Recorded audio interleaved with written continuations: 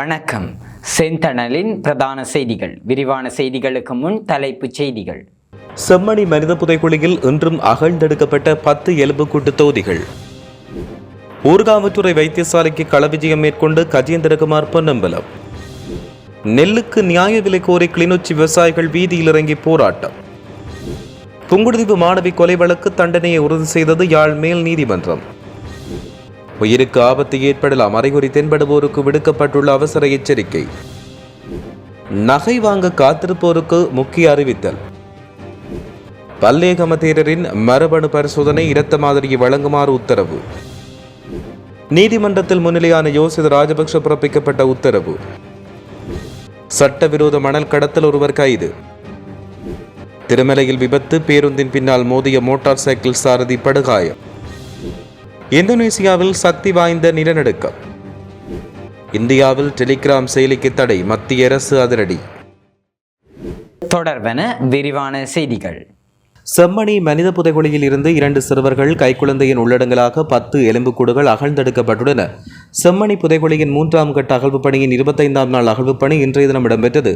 புதிதாக 5 மனித எலும்புக்கூடுகள் அடையாளம் காணப்பட்டுள்ள நிலையில் ஏற்கனவே அடையாளம் காணப்பட்ட எலும்புக்கூடுகளில் சிறுவர்கள், குழந்தையின் எலும்புக்கூடுகள் உள்ளடங்கலாக 10 எலும்புக்கூடுகள் அகழ்ந்தெடுக்கப்பட்டுள்ளன.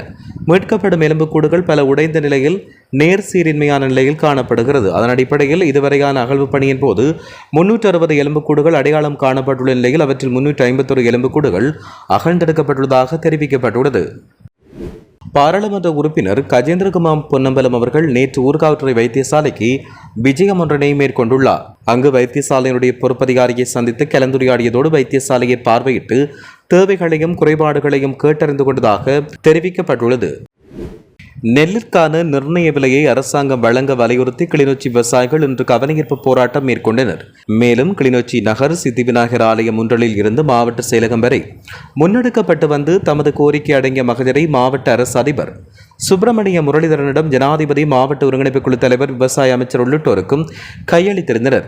தற்போது அரசாங்கம் 1 கிலோ நெல்லை 120 ரூபாய் கொள்வனவு செய்கிறது. இது உற்பத்தி செலவுக்கு போதுமானதாக இல்லை என்று 135 ரூபாவுக்கு அரசாங்கம் நெல்லை கொள்வனவு செய்ய வேண்டும் என்றும் விவசாயிகள் இதன்போது கருத்து வெளியிட்டனர்.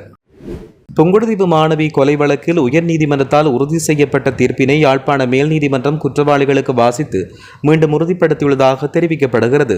அதேவேளை உயர்நீதிமன்றத்தால் வழக்கிலிருந்து விடுவிக்கப்பட்ட இருவரையும் மேல் நீதிமன்றம் இன்று விடுதலை செய்துள்ளது. கடந்த 2015ஆம் ஆண்டு மே மாதம் 13ஆம் தேதி பாடசாலைக்கு செல்லும் வேளை மாணவி கடத்தப்பட்டு கூட்டு பாலியல் அத்துமீறலுக்கு உட்படுத்தப்பட்டு படுகொலை செய்யப்பட்டார். அது தொடர்பான வழக்கு விசாரணையில் 7 பேரை குற்றவாளியாக கன் ட்ரையல்ஸ் பார்த்த தீர்ப்பாயம் அவர்களுக்கு மரண தண்டனை விதித்தது.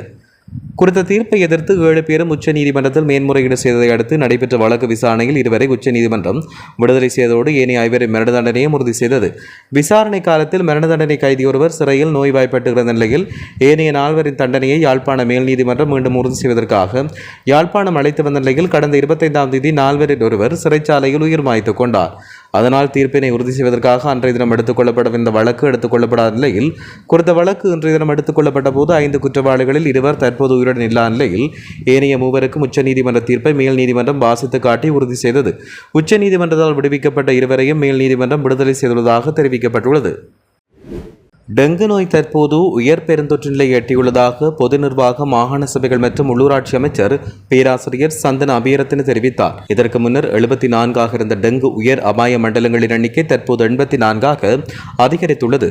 கொழும்பு, கம்பகா, களுத்துறை, காலி, மாத்தறை, கம்பாந்தோட்டை, குருநாகல், புத்தளம், இரத்தினபுரி, கேகாலை, கண்டி, மாத்தளை, மட்டக்களப்பு மற்றும் பதுளை ஆகிய மாவட்டங்களில் டெங்கு தற்போது வேகமாக பரவி வருவதாக சுகாதார அமைச்சு தெரிவித்துள்ளது.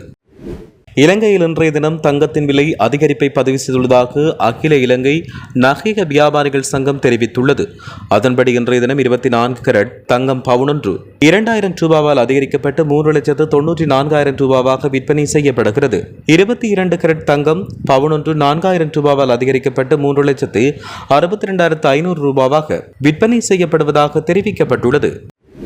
அனுராதபுரத்தில் சிறுமி ஒருவரை தகாத முறைக்கு உட்படுத்திய குற்றச்சாட்டு தொடர்பில் பல்லேகம கேமரத்தின தேரருக்கு அனுராதபுரம் பிரதம நீதவான் சியபத் உத்தரவொன்றை பிறப்பித்துள்ளார். அதன்படி குறித்த பிக்குவின் மரபணுவை பரிசோதனை செய்யுமாறு நீதிமன்றத்தில் உத்தரவிட்ட நிலையில் அவருடைய இரத்த மாதிரியை வழங்குமாறு அறிவிக்கப்பட்டுள்ளது. இந்நிலையில் பல்லேகம தேரர் இன்றைய தினம் அரச பகுப்பாய்வாளர் திணைக்களத்துக்கு சென்று அரச பகுப்பாய்வாளரிடம் தன்னுடைய இரத்த மாதிரியை வழங்குமாறு உத்தரவு பிறப்பிக்கப்பட்டுள்ளதாக தெரிவிக்கப்படுகிறது. யோசித ராஜபக்ஷ தாக்கல் செய்துள்ள சீராய்வு மனு மீதான விசாரணைகளை மேன்முறையீட்டு நீதிமன்றம் நிறைவு செய்துள்ளதோடு அதற்கான கட்டளையை ஜூலை மாதம் 3ஆம் தேதி வெளியிடுவதாக அறிவித்துள்ளது.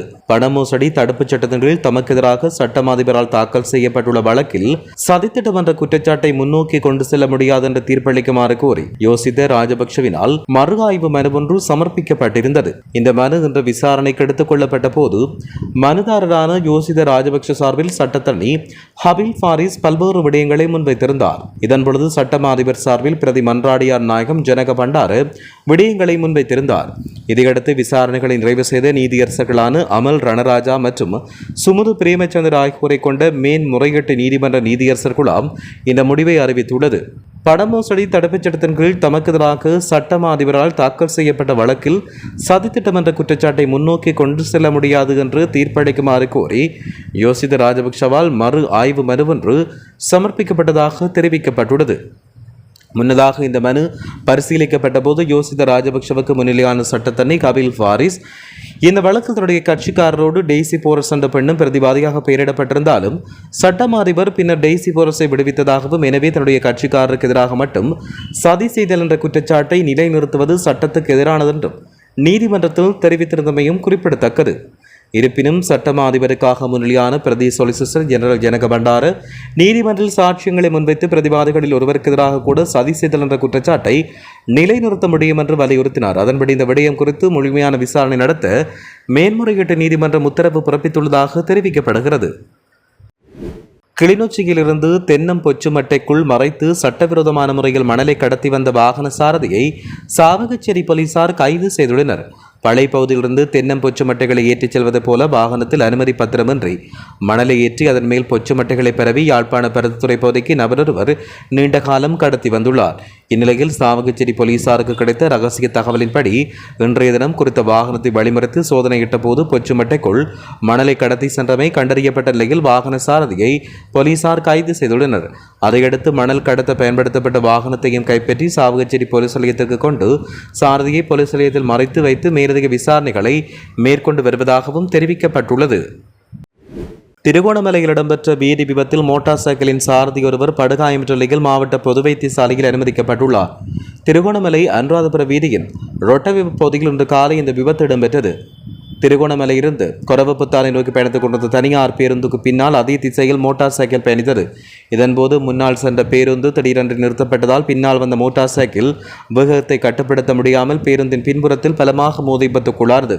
மோட்டார் சைக்கிள் பேருந்தின் பின்புற பகுதியில் சொருகிய நிலையில் விபத்தில் படுகாயமிட்ட மோட்டார் சைக்கிள் சாரதி உடனடியாக மீட்கப்பட்டு திருகோணமலை பொது வைத்தியசாலையில் அவசர சிகிச்சை பிரிவில் அனுமதிக்கப்பட்டுள்ளதாக தெரிவிக்கப்படுகிறது.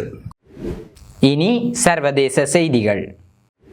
இந்தோனேசியாவின் சுலவேசி தீவில் 6.7 ரிக்டர் அளவிலான நிலநடுக்கம் ஒன்று பதிவாகியுள்ளதாக சர்வதேச ஊடகங்கள் செய்தி வெளியிட்டுள்ளன. உள்ளூர் நேரப்படி இன்றைய தினம் காலை 10:27 மணிக்கு இந்த நிலநடுக்கம் ஏற்பட்டுள்ளது. இதன் மையப்புள்ளி பாடு நகருக்கு தென்கிழக்கே சுமார் 42 கிலோமீட்டர் தொலைவில் 10 கிலோமீட்டர் ஆழத்தில் பதிவாகியுள்ளது. இந்த நிலநடுக்கத்தால் சுனாமி ஏற்படும் அபாயம் எதுவும் இல்லை என்று இந்தோனேசியாவின் புவி இயற்பியல் நிறுவனம் அறிவித்துள்ளது. இந்தியாவில் டெலிகிராம் மெசேஜிங் செயலிக்கு தற்காலிக தடை விதிக்கப்பட்டுள்ளது. இந்த தடையை மத்திய மின்னணு மற்றும் தகவல் தொழில்நுட்ப அமைச்சகம் பிறப்பித்துள்ளதாக தேசிய தேர்வு முகமை தெரிவித்துள்ளது. வினாத்தாள் கசிவு உள்ளிட்ட பாதுகாப்பு கவலைகளை கருத்தில் கொண்டு இந்த முடிவு எடுக்கப்பட்டதாகவும் தேர்வு முடிவடையும் வரை தடை நீடிக்கும் என்றும் தெரிவிக்கப்பட்டுள்ளது. இது தொடர்பாக தேசிய தேர்வு முகமை வெளியிட்டுள்ள அறிக்கையில் கூறுகையில் அரசின் இந்த வழிகாட்டலை தேசிய தேர்வு முகமை வரவேற்பதாக தெரிவிக்கப்பட்டுள்ளது. இத்துடன் செய்திகள் நிறைவடைகின்றன. வணக்கம்.